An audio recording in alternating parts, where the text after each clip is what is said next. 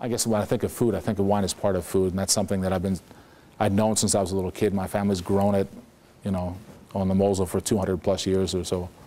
And I mean, I'd spent a couple of, you know, summers going and working for my great uncle. It's the best preparation for football camp you ever want, is to go and prune and work up and down the terraces. I can guarantee you that.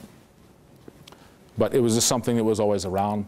My mother is a very unusual person, and she's been married a good number of times, and she dated men from a bunch of different countries, and she had one particular Yugoslavian pathologist that was her beau, who had great taste in wine, and he just left like 3 different vintages of Chateau Latour in the basement of the house, just so he would have something to drink when he came by.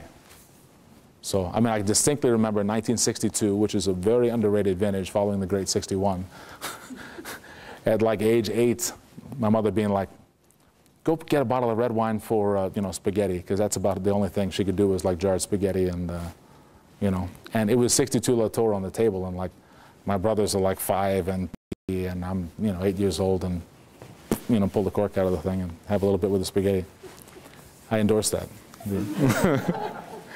I have great affection for 62 Latour is the first thing I recall in wine, but and the wine's still very alive too. It's really interesting.